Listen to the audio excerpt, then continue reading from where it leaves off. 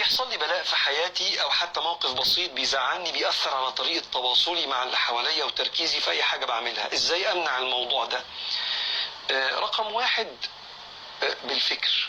وتصل اي مشكلة محتاجين نخش في خلوة كده، يعني اخش جوه نفسي وانهي علاقتي بالمشكلة دي بطريقة صحيحة. يعني العربية اتخبطت، محتاج اقعد دقيقتين كده افكر ما تبقاش العربيه اتخبطت واخش اكسر في البيت واضرب العيال بالشلاليت ومش طايق اي حد. ليه؟ العربيه اتخبطت، طب خساره مضاعفه. ارجع اقول كده ايه، الحمد لله ان اتسترنا وحديد في حديد وقدر الله ما شاء فعل وانا لله وانا اليه راجعون. اللهم اجرني في مصيبتي خلفني خيرا منها، ربنا يعوض عليا وده قدر ربنا ودي حاجه ربنا وربنا يتولى اصلاحها ان شاء الله من عنده. بخلص الموضوع جوه فاعرف اخش وانا قادر اتعامل مع اهل بيتي او اصحابي او من غير التاثير. نفس الكلام ده وانا رايح شغلي اتخانق في البيت. طبعا انا دلوقتي متخانق في البيت واحده واحده، خلي الخناقه على قد البيت، على قد ما اقدر، ده ما يأثر على قد ما اقدر. انا في الاخر كتله يعني مشاعر فاكيد بيأثر على قد ما اقدر عشان ما تبقاش الخساره في البيت وفي الشغل. فبس اقعد كده وفي انفسكم افلا تبصرون بالفكر ثم بالذكر.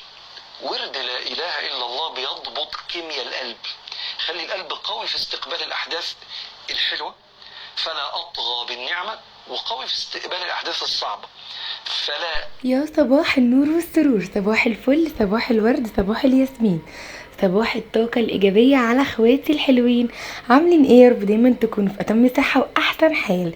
النهاردة جيت لكم بفيديو جديد، روتين جديد، يا رب يعجبكم وأكون عند حسن ظنكم. بس لو لسه ما اشتركتوش في القناة ولسه أول مرة تشوفوني، أتمنى تشتركوا في القناة وتحطوا اللايك والسبسكرايب عشان يوصل لكم مني كل جديد أنا بنزله. مستنية كومنتاتكم الحلوة اللي بتشجعني، اللي بتخليني أكمل معاكم على القناة. تاني حاجة حابة أشكر كل اخواتي اللي دخلوا معايا القناة جديد، وحابة أشكر كل اخواتي اللي موجودين معايا على القناة. في ناس بقى بتتابعني في صمت، ليه؟ عايزاكم تكتبوا لي انتوا منين، عايزه اتعرف عليكم اكتر، وعايزين نبقى كده اصحاب اخوات يا رب كده عشان نكون اكبر عيله. النهارده كده روتين الركنه المنتظر، عشان انا بجد كان نفسي امسك الركنه دي كده. يعني بصوا، مش هقولكم ان انا اعمل فيها روتين، لا ده انا كنت عايزه اشقلبها. المهم، انا اول حاجه الفيديو بتاعنا ونقول بسم الله واللهم صل وسلم وبارك على سيدنا محمد وعلى اله وصحبه اجمعين. اهم حاجه ان تبتدي يومك بالاستعانه بالله عشان يومك يبقى مليان بالبركه وبالنشاط. شلت السجاده ديت كنت عايزه اشيلها من زمان، بس انتوا عارفين ان انا معايا بيبي بجد، يعني ربنا يا رب يخلي لكم اولادكم. اللي معاه بيبي ده بجد ربنا يعني يديله الصحه ويديله يا رب كده العافيه. بالذات لما يبقى معاها 3 4 اطفال. انا نومي بيبقى متظبط عليه، حاجتي في البيت بتتعمل وهو نايم. لو هو موجود معايا في حته لازم لازم لازم ما اكون بصوا عيني في وسط راسي، بالذات لما يكون هو في السن اللي هو فيه دوت. هو لسه اللهم بارك اللهم بارك مكملش سنه، بس برضو فتره الحب وهم بيبقوا يعني شايفين اكتر حاجه على الارض اكتر مننا، احنا بنبقوا فوق ما بيبقوا تحت. عايزه اقول لكم حصل معايا موقف، يعني بصوا لازم تخلي بالكم يا بنات، والله العظيم اللي معاها بيبي دي يعني تبقى حاطه عينها في راسها، بياخد اي حاجه يلقطها من على الارض على طول على البق. اي حاجه يلاقيها في سكته ياخدها، عايز يكتشف ايه ده، عايز يشوف ايه المحطوط هناك ده.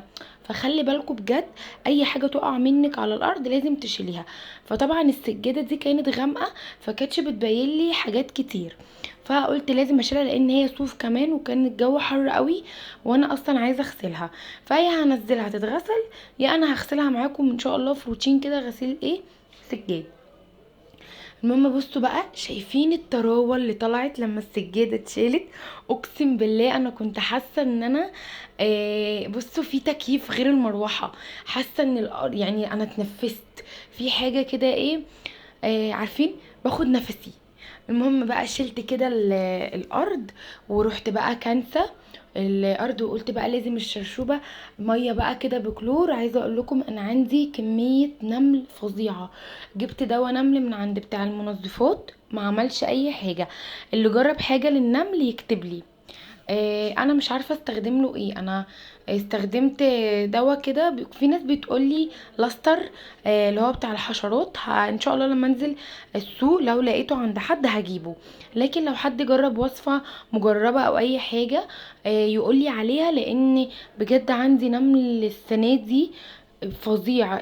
انا مسحت بقى هنا بالكلور، وحطيت الدواء اللي انا جايباه برضو، هي كانت ازازه صغيره كده، كانت ب10 جنيه، بس ما عملتش حاجه. حطيت دوني برضو عشان تبقى ريحه الارض كده حلوه وفريش. عايزه اقول لكم ان الروتين ده بادئه الساعه، اقسم بالله الساعه 3 العصر، يعني قبل العصر بشويه. يا دوبك نيمت اوسه، ورحت بقى قلت لا، طب اعمل روتين، لا ما اعملش، طب عارفين اللي هو ايه، طب هعمله الصبح، لا مش عارفه ايه، طب انا ما هو انا خايفه يصحى، طب ما هو انا لو خفت مثلا، لو قصدي صحى، خايفه ان هو ما مش هيخليني اعرف اعمل حاجه بعد ما شلت كل ده. فالمهم واستعنت بالله كده، وقلت يا بت قومي زي ما تيجي تيجي، صحى وقفي الكلام وكملي الصبح، يا اما تكملي وتنيميه تاني. المهم ربنا هداه، ويعني زمزق شويه، ودخلت ايه يعني رضعته ونيمته تاني. عملت بقى الارض بالمكنسه وكده وبالشرشوبه، وبعدين بقى مسحت ال البتاع ده، وبيقولوا عليه عسكري يا بيقولوا عليه شفونيرة. هو اصلا مش بتاع الركنه، هو بتاع اوضه النوم، بس ملهوش مكان في اوضه النوم بتاعتي، فحطاه هنا. بما ان يعني ما شاء الله اوضه الركن واسعه، فحطاه، يعني بحط عليه الراوتر، التليفون الارضي، بحط عليه المصحف عشان يبقى قدام عيني مثلا، لما اقرا في قيام الليل، اقرا في قيام الليل حاجه، قران او حاجه يبقى قدامي.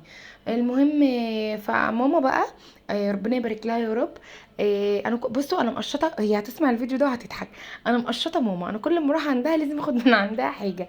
الملايه اللي هي اللي على الركنه دي، الملايه دي اصلا بتاعت ماما. فالمهم لقيتها بتقولي خدي انا قطعت لك الملايه ديت تحطيها على الركنه، عملتها لك كده حته للركنه الرصاصي كبيره، وحته للركنه الرصاصي اللي هي الحمراء، والايادي يعني عشان العيال لما تقعد وكده. فانا قلت لها ماما دي فاتحه وكده، قالت لي لا حطيها مش مشكله، اتحطت يوم يومين اغسليها وحطيها جيجي خفيفه.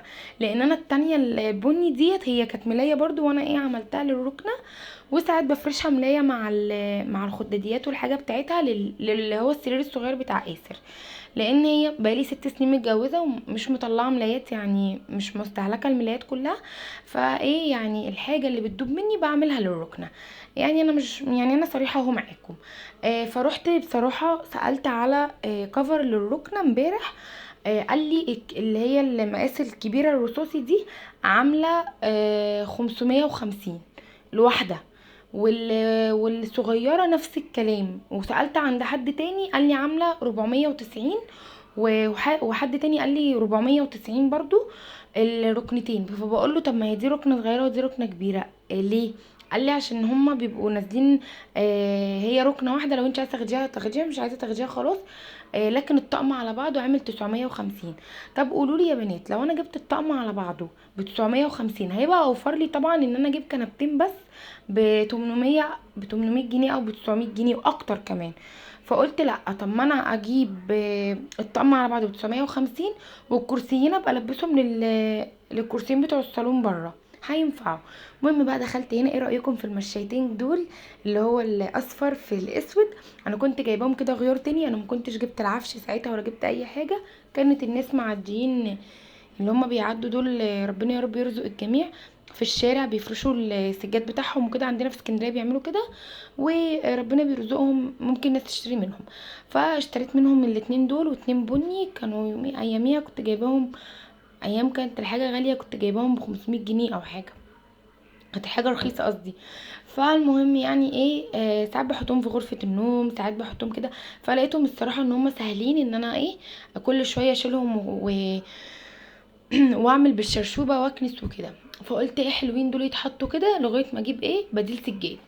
كل لما اقول هجيب بديل سجاد والله العظيم انا ما بنزل. والله انا عايزه اقول لكم الصيف بالنسبه لي مضروب السنه دي، والله ما رحت في اي حته، ولا بحر ولا نادي لآسر ولا اي حاجه، مع ان السنه اللي فاتت كنت حامل ورحت البحر ورحت نادي، وكنت بروح النادي في عز ما انا حامل، كنت بنزل وبروح النادي.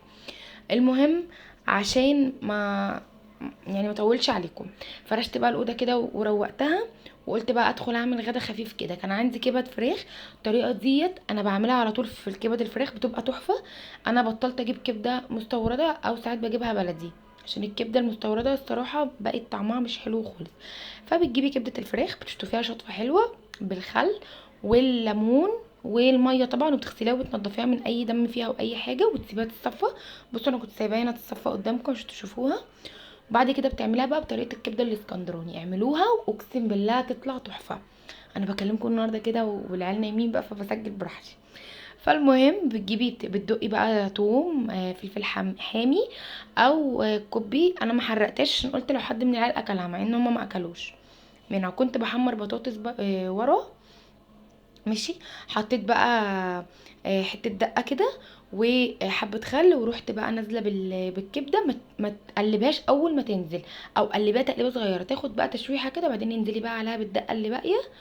وحطيت مع الدقه في الاول انا حبه خل كده، وبعدين بقى حطي الدقه التانية والفلفل الالوان مع الكوب كده، وقلبي وكلي احلى طبق كبده فراخ.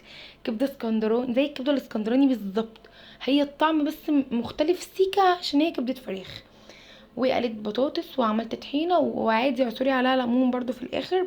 جميله ومفيده كمان للاطفال، ومفيده لينا، وجميله جدا كبده الفراخ. انا ما كنتش بحبها الا غير وهي طالعه من الشوربه سخنه مسلوقه، لكن دلوقتي انا بحبها بالطريقه دي جدا. بصوا بعشقها بالطريقه دي، جربوها.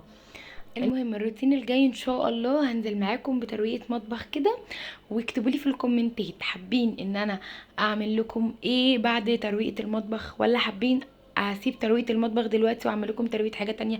اكتبوا لي في الكومنتات، عايزه اخد رايكم كده وتاخدوا رايي في كل حاجه، ونبقوا كده ايه اسره مع بعضينا.